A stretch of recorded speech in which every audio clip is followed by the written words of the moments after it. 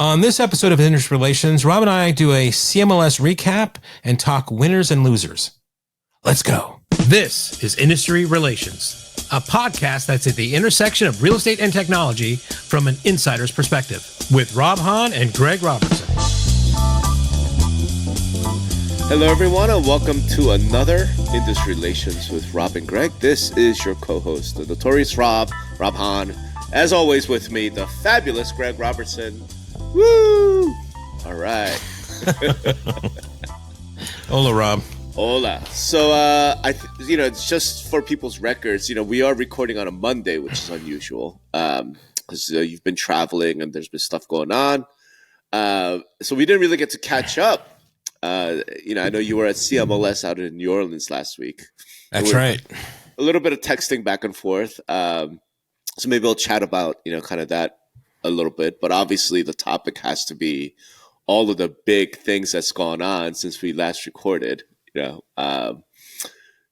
let me, before we dive into all of those, let me just ask you, how did you find CMLS? I'm sorry to have missed it, Yeah, I mean, it was great. It's great to be back in New Orleans again. I hadn't been there, since the pre-pandemic, and just love the city. Love the music, Sure. love the food. I don't eat much seafood as is, but I think I just ate a lot of seafood at this one too, so that was good. Yeah, you kind of have to, I think, unless you're allergic. Good. Yeah, right. Sonny's might not have a huge problem. fan of New Orleans. It's like, all right. Oyster, shrimp, I don't care. Had some beignets, that kind of thing.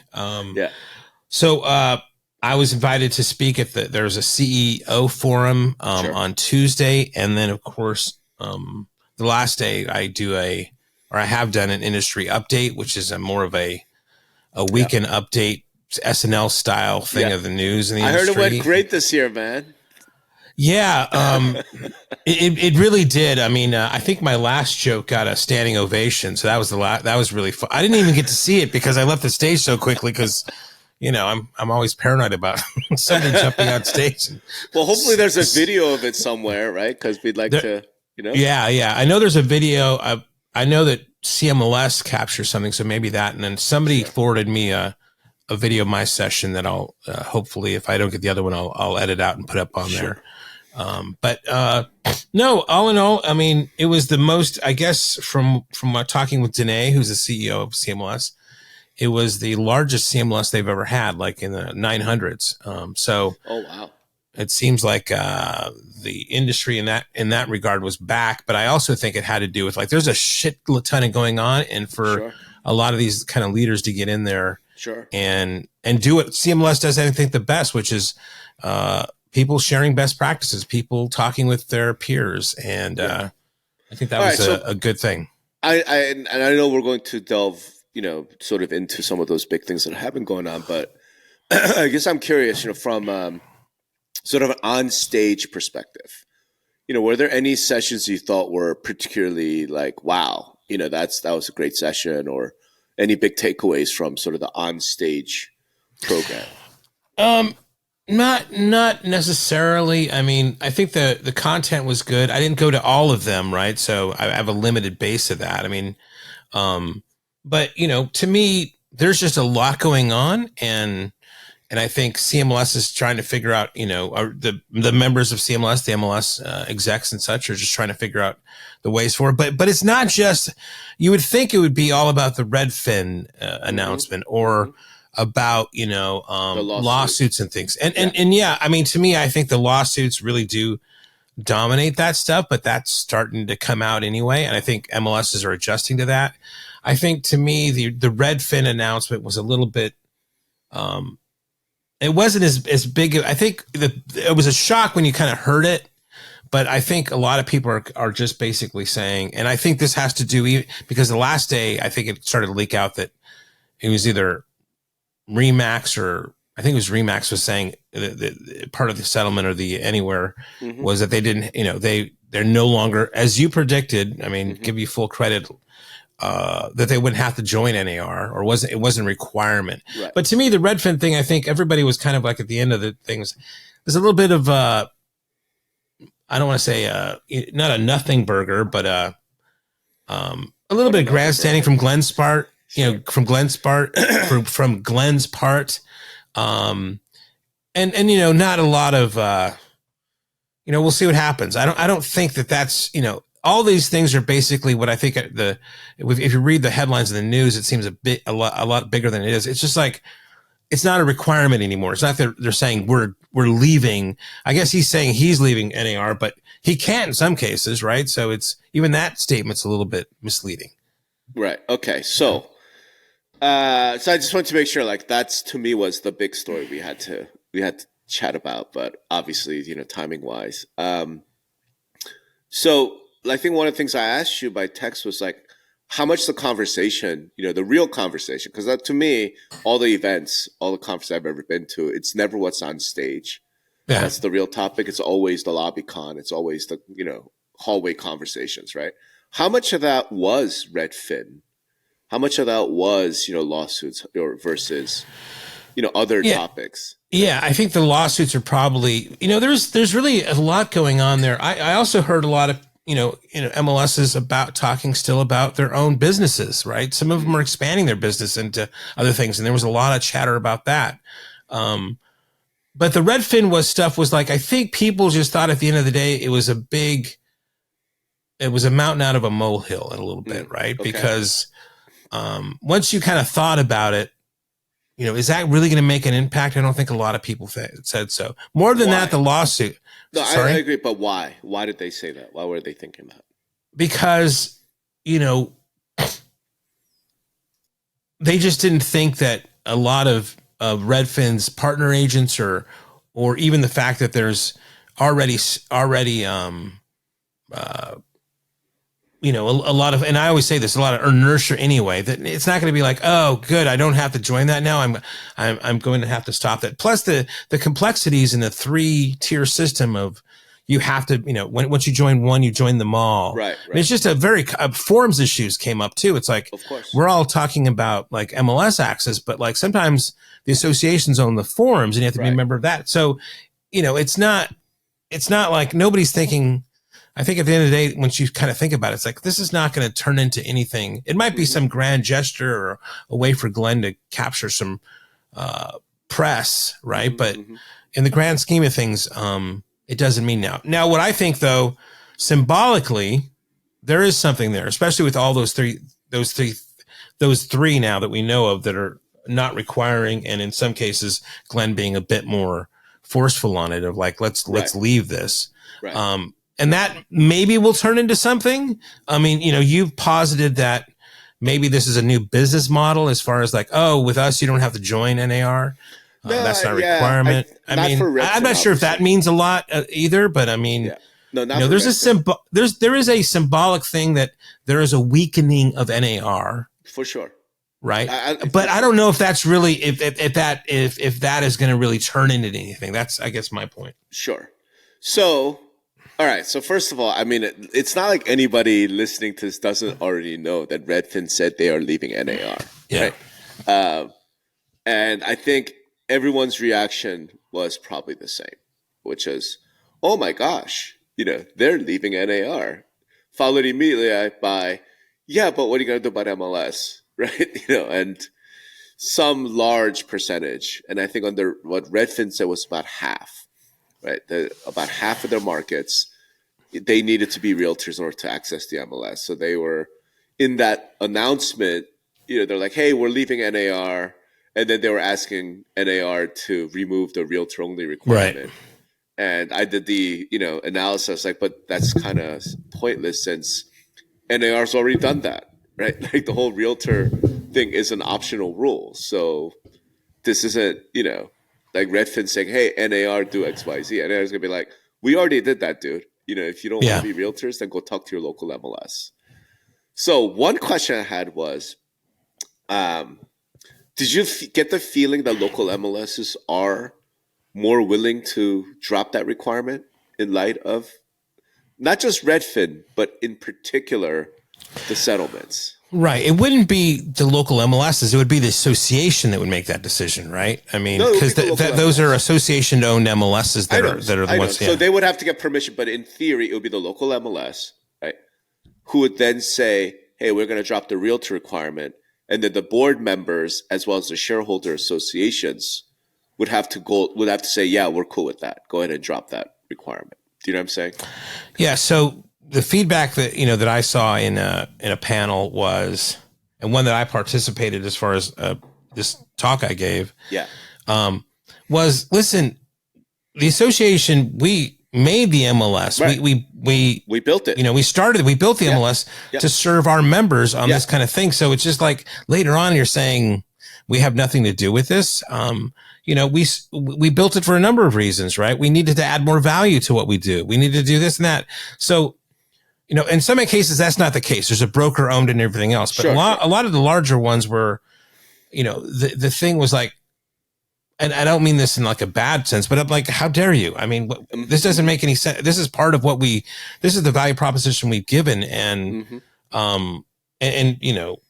why would you think we would want to do this? This is how we built it to do it in the first place. Okay. And that's what I think. And then I think a lot of, and that's the kind of like, and I think a lot of us outside of us like, well, yeah, they should, blah, blah, blah. But coming from their standpoint, it's like, what are you talking about, man? I mean, this is how we constructed this thing. We did not construct the association. We knew we needed to add more value. What else can we do here to add more value to help us sustain ourselves, right? So if there's ever going to be a big movement to kind of separate that, and, there are places that do that. I mean, I think it's going to take a longer time for the association. The association have to say, okay, I understand what you're saying here, but we need to also either have some sort of tithe or, I don't know what, some sort of business arrangement that, because now you've taken away something that we built to provide us this way of maintaining ourselves. Sure. What are we going to do now that makes sure we can do that again? And I think that's a longer process or anything else, but, well, so here's the thing that I'm super curious about. I think I'll get your take on it as well, right? Which is, I thought with Redfin saying we're out, that it was largely symbolic, right? That it weakened NAR. I did not think that it was going to have the desired impact that, Redfin would want to have. Like, I didn't think that the local MLSs, the local association that owned them would after that go, wow, we really better allow non-realtor membership because Redfin wants out. I didn't get that vibe at all. Yeah. However, in light of the revelation, right, which as you pointed out, I was like, it's going to have to be part of the settlement, right, with Remax and Realogy, that both of them, Anywhere, at some point I'm going to get around to calling them Anywhere, that both of them in their settlement agreement have agreed to no longer require realtor membership, or because the way that the franchise agreements are written is often not you must join NAR. It's what it says is something like you will comply with the code of ethics of the National Association of Realtors. So it's like, well, if you're going to have to comply with it, why, I mean, it's to me, it's half a, whatever, half a dozen of one, six of the other, or whatever, right? That they're going to drop that requirement, right? Now, just because you drop that requirement doesn't mean that all of a sudden, some local Century 21 broker's like, we're out, right? Like, you still have the MLS issue, right? But now it feels different to me. And I want to know, kind of get your take on it. It's one thing if Redfin, which has always been a bit of a redheaded stepchild, goes to local MLS, local associate, and says, hey, we want you to drop the realtor-only requirement. It feels different, I think, when it's Anywhere and Remax going to the local and saying, hey, can we drop the realtor requirement? Do you know what I'm saying? Yeah, but what's your take on that? The way, two things. So the way I heard people talk about it in lobby bar, it's like, okay, it's a lawsuit requirement, right? This is just settlement point they had to make, big whoop. It's not like these guys, as Glenn was kind of putting out, there was like a moral thing, right? Because there was two reasons, because and the first reason I think was off the table anyway, that NAR required compensation or something. I think that was already taken care of anyway. And then the second one was because of the sexual harassment allegations, right? Yeah. I really think the real reason was the $13 million, right? That's the real reason, right? That he claimed that he paid in dues or some fees or something.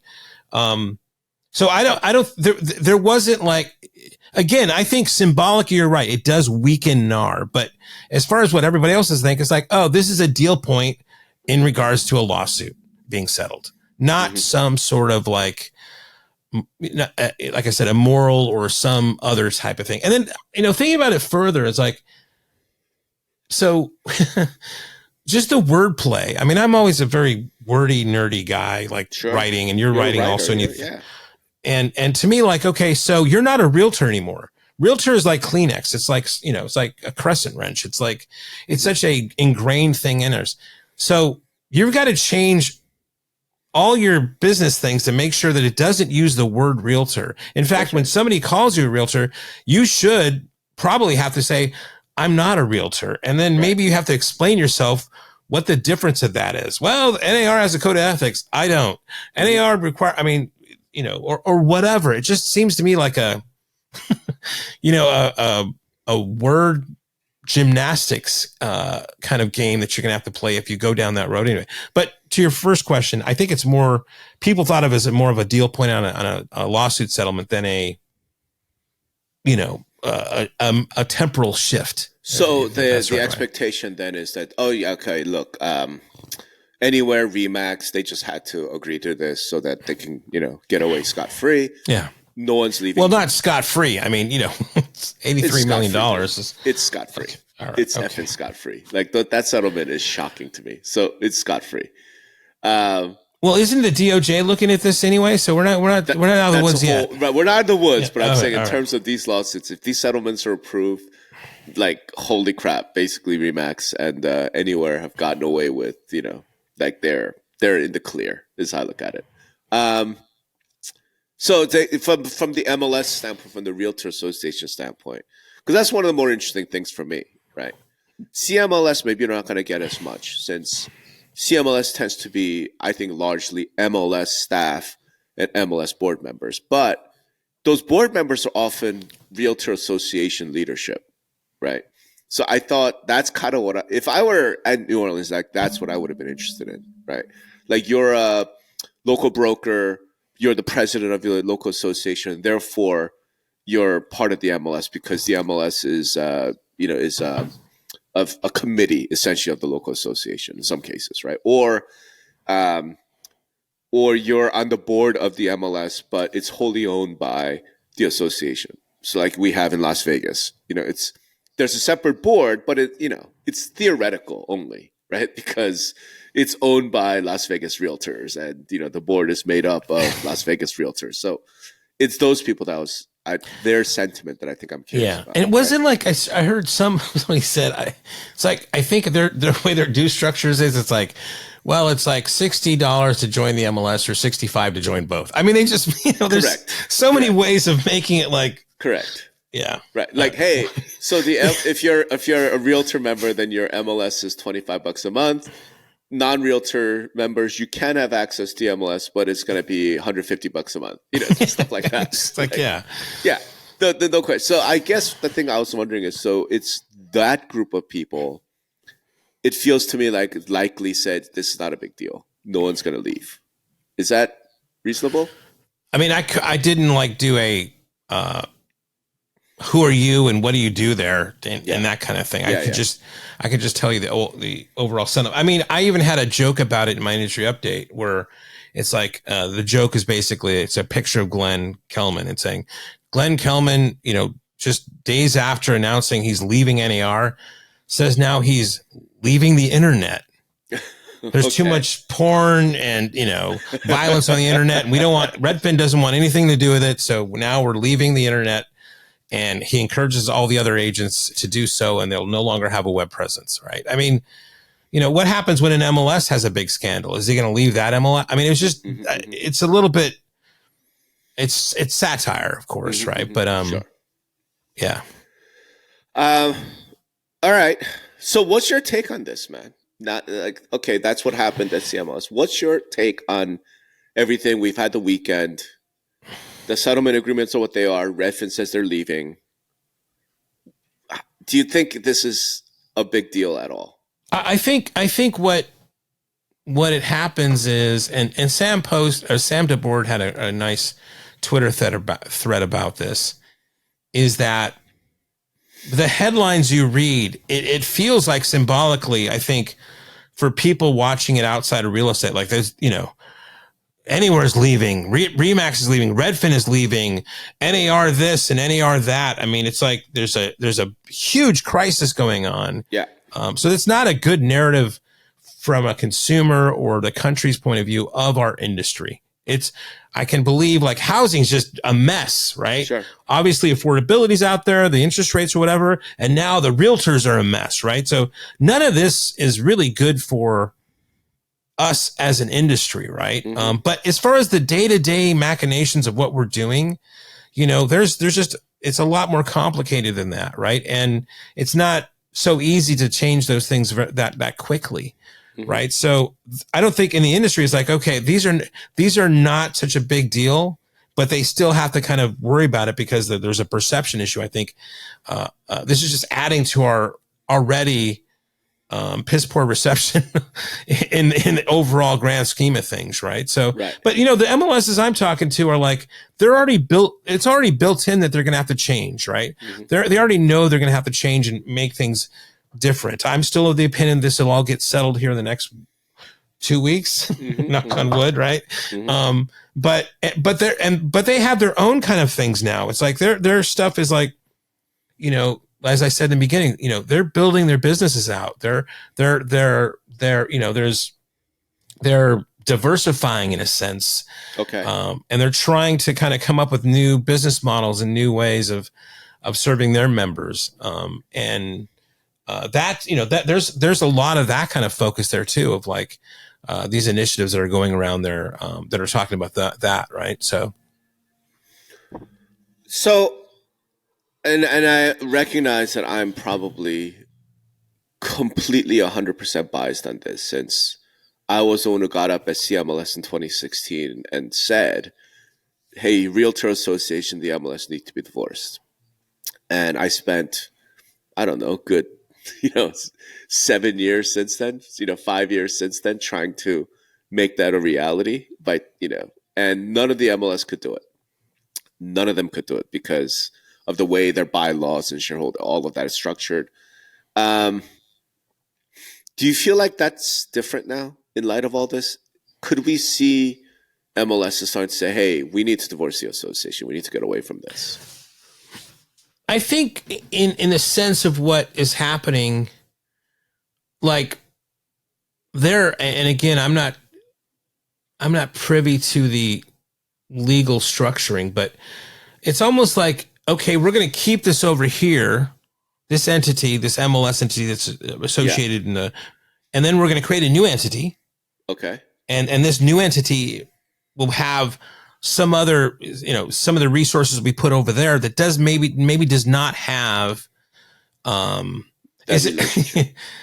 relationship. And I don't know if that's coming because of this divorce thing or if it's coming because of the way that the business models of like, Zillow buying showing time and things of that nature. Are you talking about MLS is making technology companies? Is that what you're saying? Yeah, but it's not only just technology companies; it's data companies, right? It's like the RE Distribute, right? Okay, yeah. I mean, so it's other things that they're putting together. I mean, MLS, Market is a way for MLSs to share resources like tech support and things like that. So, there's a paper that, and I haven't read all of it, but there's other business models like Metroless Services out in Sacramento. Sure.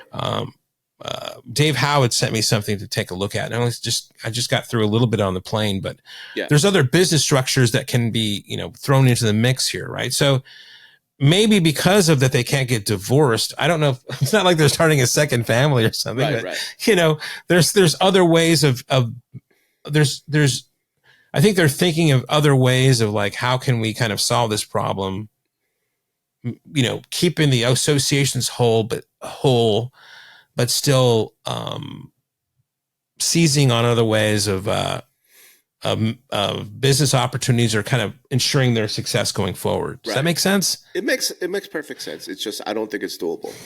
But that's maybe a whole separate topic and a whole separate episode we're going to have to do, because one of the issues is like, and I know the market guys, I've spoken to them, I look at our distribute, all that. So, okay, at the end of the day, though, you're still owned by local realtor associations. right? So whatever economic benefit you create has to go to your owners. So the way I kind of phrase that is by asking a question. Let's say you are enormously successful with whatever venture whatever business model, whatever thing you're doing, right? And you make $1 billion. What happens to that money? Right? And this is where the legal structure, you have to look into it. If you are owned by local realtors, so say those are your shareholders, and you made $1 billion, guess what? The $1 billion has to go to them. Right? You do anything other than that, then you got embezzlement problems. Then you get, you know what I mean? Like that's corruption. Yeah, but let's look at it this way though. Like, and you probably have more privy to like the underlying bylaws and structures of these new entities than I do. But if I can successfully do a new business venture and have money that goes back to the associations, that keeps that basically makes them whole of not relying upon the MLS membership and the association membership to be tied, right? It's like, hey guys, here's what we're going to do. We're going to make this other thing. There's going to be a lot of things over there. We're going to separate the MLS and the association, but don't worry, you'll still be taking a part of this other entity to keep you whole and afloat. Right. Who owns that other entity? I don't know. That's what I mean. Right. That's what I mean. But ownership. I mean, you can still receive some sort of payout or distribution, right? With some sort of symbolic ownership or faux ownership. It doesn't have to be. No. Actually, you can't because you can't. It's only possible with the owners, because the owners themselves, do go ahead and do that, right? At the end of the day, like we live in a capitalist society, right? And all of our companies are capital. Even if you're not for profit, right? Ownership is really meaningful.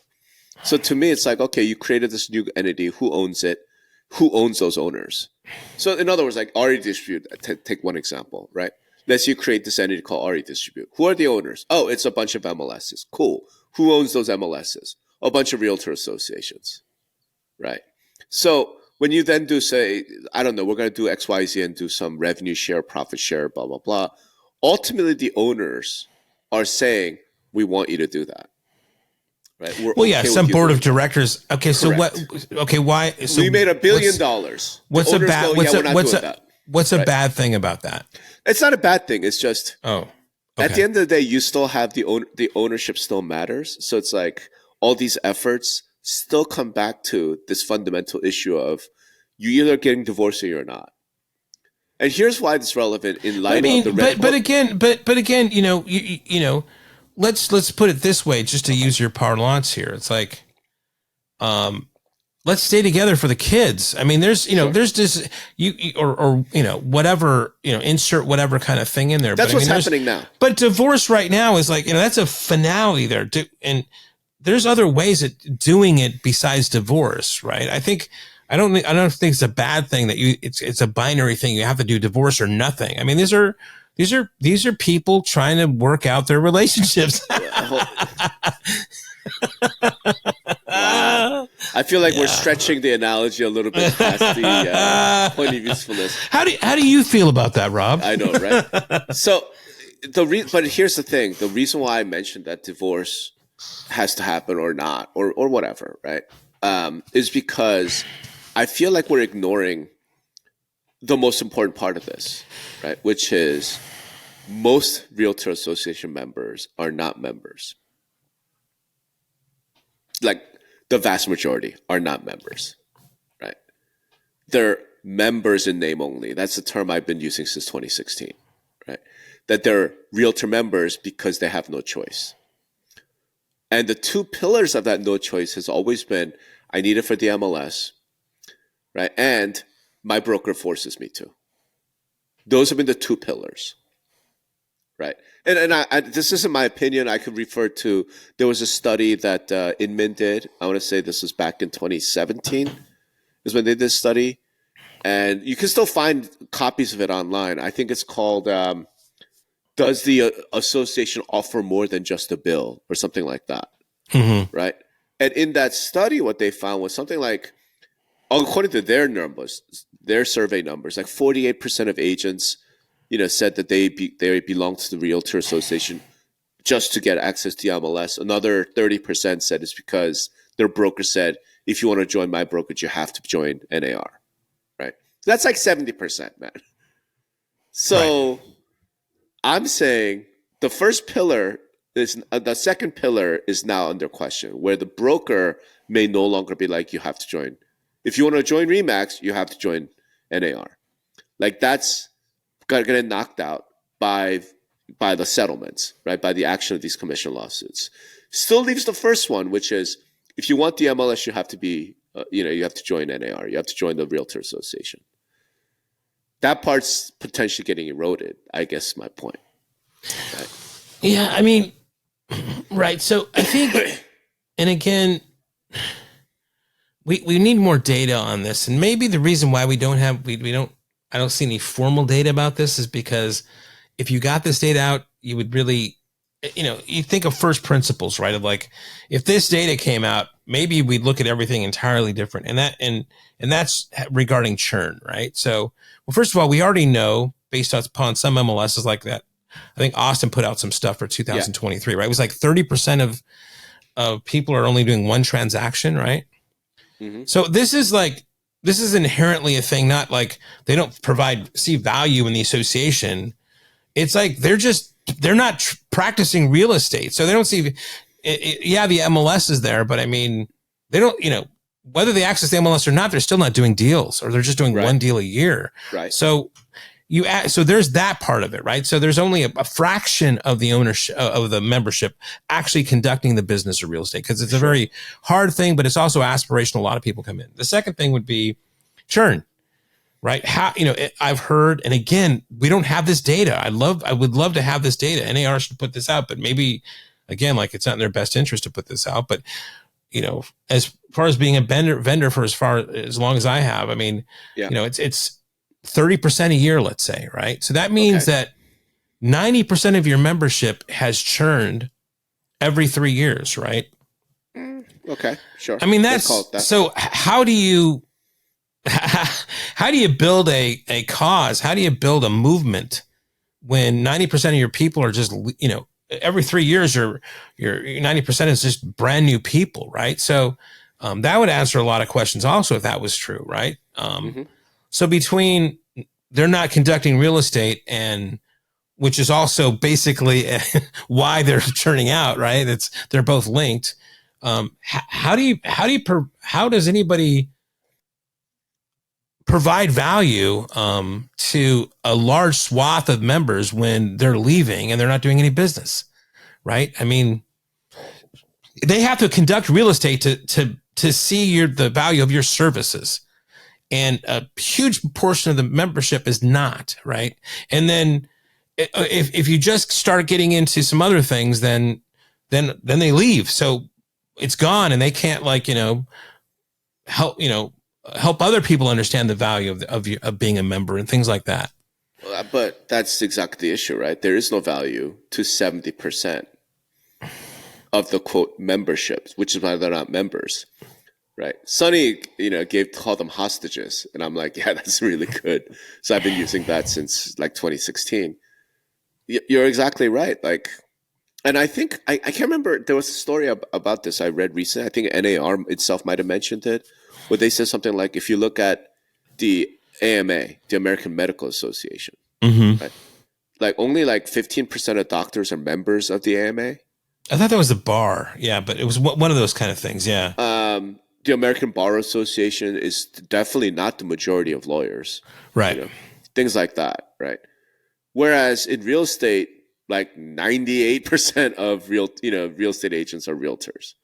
Yeah, and I wanted to say this, but I was cautioned against it in my talk in the CO forum, and I think this would solve a lot of things. It's nothing new. We talked about this on podcasts all the time, but I couldn't say it in a room of you can't say everybody do this right? Yeah. But maybe I can say it here. It's like quadruple your dues.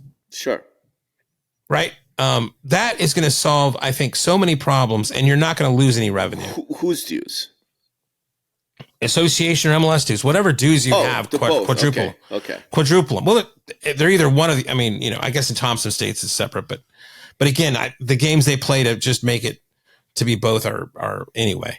Sure. Quadruple, right? I mean, make them 4 times as much. Now, maybe you're going to add 4 times as much service too, right? I mean, when vendors come to me and they say, well, I'm going to charge $99 a year or something, right? And like, dude, it says you got to charge $99 a month, right? And I'm just using numbers here. And like, well, I don't know if it's got that kind of value. Well, fucking add that value to make it worth that much, because it's a tough business, right? And like, trying to make it off of, $79 or $99 a year is going to be tough for you unless you have some other business models to kind of supplement that, right? But what happens when you quadruple the dues, you're going to lessen the membership, right? Okay, which I think we all can agree is a good thing. But I don't think I don't think that the revenue is going to go down that much. Right, because if you're quadrupling, who will go down that much? For the associations or MLSs. Okay. Because you've quadrupled that, right? Okay. I mean, I'm saying make it a big kind of thing here, and then provide and level up some other services you can provide those people that are actually conducting real estate, because there's the ones that are members, because they wouldn't pay that much money unless they were fucking finding value. So, at what point does NAR just become a brokerage? Like, you've quadrupled your dues, you're providing all these services. I'm an agent. What do I need a broker for? What's a broker do for me? Yeah. Again, I wasn't thinking that NAR would be doing this. I'm talking about not NAR quadrupling their dues, but the local associations. Okay, it's fine. Yeah, so or the association. At what point do I, as an agent in that local association, need a brokerage? What does a brokerage do for me? An MLS is not a brokerage. I understand, but what I'm saying, what you said is we're going to quadruple the dues, right? And we're going to provide enough value to justify quadrupling the dues. Okay, so this value that you're providing presumably is what's your tools, training, everything that I need to practice real estate. What's a broker do for me? I mean, there's always like a fuzzy line there or whatever, but I mean, I think it's having to do with like. But I mean, Greg, the broker right. MLSs provide training and everything else for the MLS. They do a lot of things now, and I'm saying amplify those. We still have a brokerage community as well. Why? What does a broker do for an branding? Agent? Branding. Brokerage brand hasn't mattered in how long? So agents are gonna do a split with their broker for the brand. Well, I mean, again, I'm not, I'm sure if we had a broker on here, they could list 20 things of what they do that their MLS association can do. No, this is what I'm getting at, Greg. This is what I'm getting at. When Craig Cheatham got up in 2017 at CMLS and said, you have 10 days, right? Because this is back in 2020. It was a 10-year anniversary. It was a 10-year anniversary of the 10. You're right. Yeah. You're right.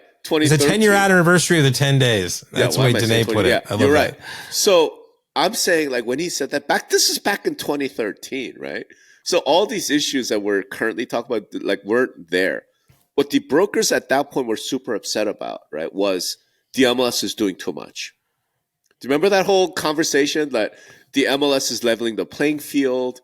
Right, they're making it harder for us. They had a list, right? There was like 42 items or whatever. Yeah. So I think that was one of the things that they talked about. But there was a list. But we remember back then the whole thing was around like things like the MLS public facing website, right? Or the MLS providing CRM software, all this stuff like. But the argument from the brokers at that point was, "Hey, MLS, you're doing too much. Well, we can't differentiate. We can't compete with other brokers." Right, because you're doing too much. That hasn't gone away, right? Like, that's still going to be the case. Well, I mean, I hear brokers now that say, and this is a big thing when we were at Lone Wolf that we were facing, is like, they're saying leverage the tools that you get from your MLS right now for free or part of your member benefit, because don't spend a lot of money during this time because That's blah, right. blah, blah. That's right. I mean, so this always happens, right? When times are good, they're like, stop doing so much. When times are bad, they're like, please do more, right? So I don't know, right? But here's what I'm getting at. At the end of the day, when you look at it, okay, suppose there was no MLS, no realtors, no nothing. Okay, it all went away. And we just said, what does an individual need in order to practice real estate? Right? Yeah. And it turns out to me, it's a finite pool. It's not infinite, right? Like, what do you need to do real estate? You need like a cell phone, you need a car, you need some database of properties, you need marketing, you know what I mean? Like, there's only so many things you need in order to do real estate. Okay, well, then it becomes who's providing that to the agent, right? And whoever provides it makes it harder for the others to provide that, right? And I think that's going to be the fight, right? I think that's the fight. So I guess what I'm getting at is, all right, when Redfin, so to bring it all back, the settlement, all these things, to me says it's largely symbolic today. I'm not saying that, oh my God, all of a sudden this means that, NAR is dead. No. That's not what I'm saying. It's largely symbolic, right? Because the settlements, themselves don't say, hey, everybody, we're not going to mandate you leave NAR. That's not what they say. They just say, we're not going to mandate you join it, right? It's up to you, right? It's up to you, local franchisee. It's up to them. Right. Having said that, when I take it down to the end of the analytical chain, right, what comes down to is, okay, everybody wants to stay alive. Everybody wants to be around. But fact is, we don't need everybody to be doing everything, right? And then it's going to be who does what. And the Realtor Association among the three, so let's call it brokerage, MLS, and association, right? Of the three, the way the industry's always thought about it is, hey, associations do lobbying and they do code of ethics, right? And fact of the matter is 70% of the actual agents themselves see no value in those two things. So for the Realtor Associates talk about, like, to me, it's like, sure, you could raise dues, you could do all of those things, but, at the end of the day, man, like, you're going to have to shrink. Right. At the end of the day, the members themselves do not want what you're selling. They want what the MLS is selling, right? And that's been the lever, right? And to your point, there are other things like forms, right? Like legal hotline, but the members don't want those, right? And the brokers don't want you to offer those. It's not that they don't want them. I would argue they do want them, but they're not doing business. There's the reason they don't want them because they don't want them. I don't care about lobbying because I'm not doing any business. Well, yeah, I mean, they would want them if they were doing business. Sure. Right. So sure. I think the want thing is, I mean, it's again wordplay, but whatever. Right. Here's how I would counter that. In my experience, right? The ones who really hate the association, really, really hate them, are the ones who are actually doing the most business. Right, the agents that I've met in my 14 years. That's interesting. That's interesting because you can see that those guys are probably the most aggressive, probably getting the most trouble, and then that's when those things kind of come up. That's I've talking about a rock and a hard place. Dude, I've not yet met any agent who's like a top producer, top 5%, top 10%. Right, I've not met one yet who thinks, my local and state association, NAR, do so much for me. I'm so happy. I have. I mean, okay. There's some great people on, that are doing really great business and got involved because they thought, this is bullshit. Why is the association doing this? Right. And the reasons they came up with that is because they do some business. And that's I think a lot of times you see the leadership, some of the leadership that comes into the business. I wouldn't put a whole swath of like, I've never met one because at least in my experience, I've met a lot of people that are in leadership positions, either on the board of an MLS or on the board of an association that actually do business and give a shit, right? Because they got there because they thought something was being done wrong. Mm-hmm. And like, once you raise your hand, those association MLS guys, you give a shit? Yeah. Come and fucking help us. Yeah. and that's why I haven't met one yet. Like what I find, I've met people who are producers, right? Because you have to make some money in order to be involved. But let's put it this way. When they get super busy, they have to leave. You can't be serving on committees and be on a MLS board of directors and you're the number one, number two producer in your area. It doesn't happen because you're just too busy, right? You're too busy making money. So in any event, they're producers, but they're never like the top guys. And the ones who hate the association the most tend to be the top guys. That's what I found over the years. So there's a little bit of that. All right.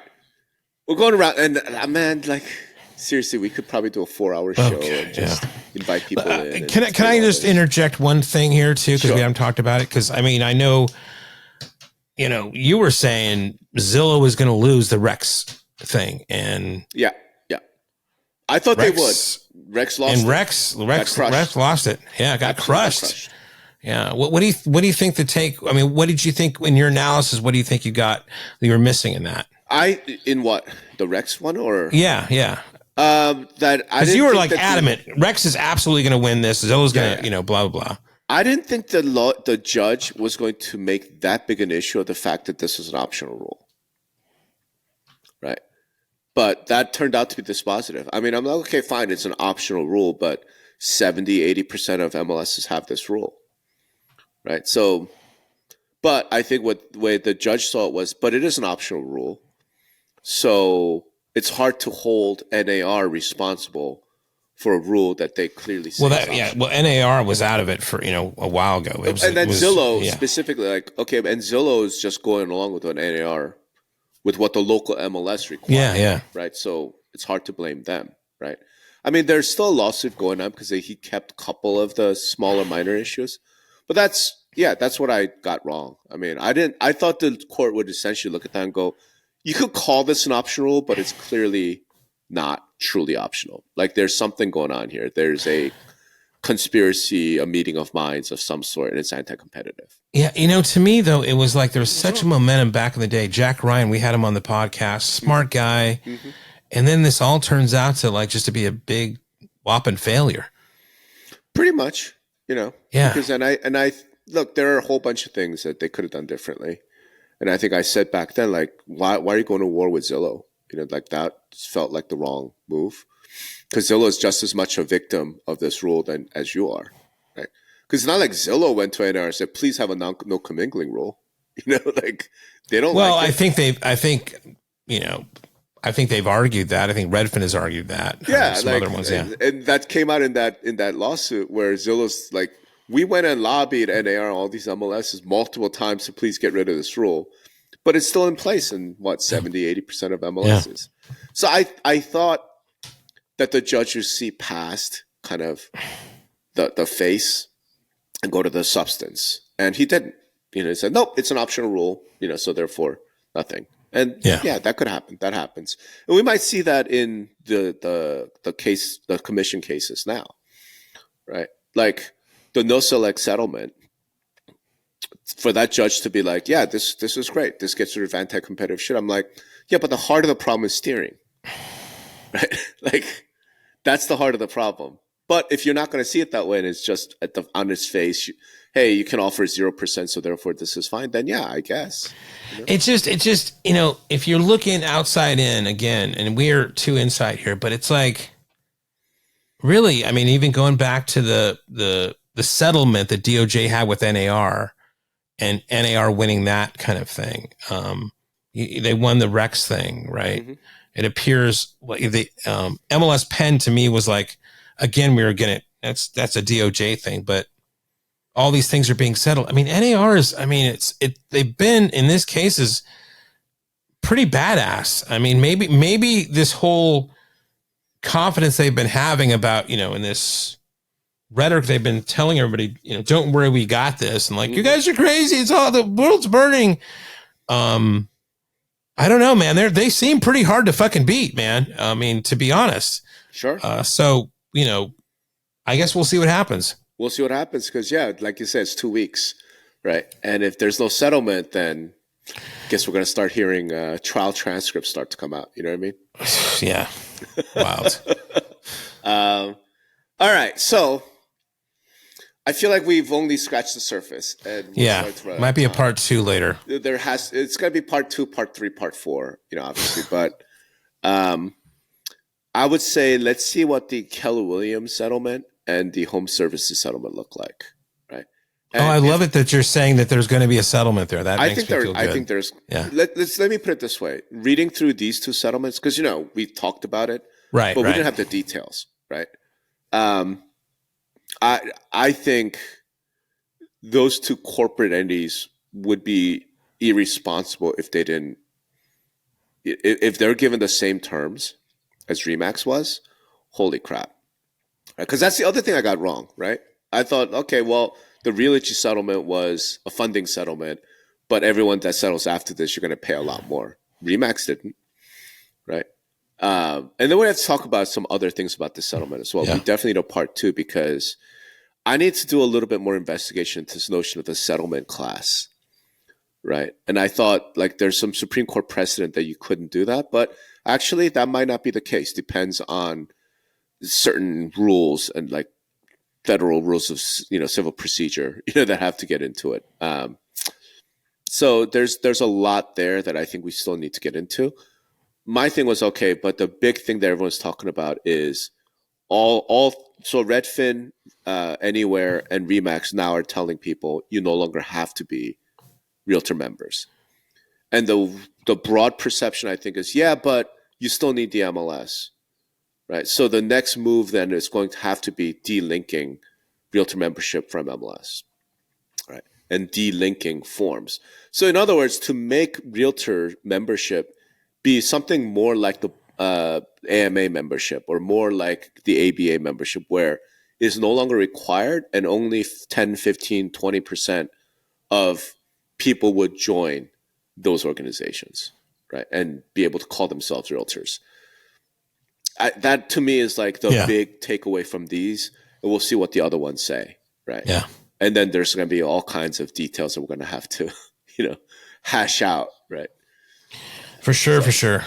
Anyway, at least we got this one knocked out because I know. I want to say two things before we end. Number one is I just want to thank Danae over at CMLS for having me over there. And then everybody's so kind. I mean, as far as like the reception that I got at the forum and afterwards was great.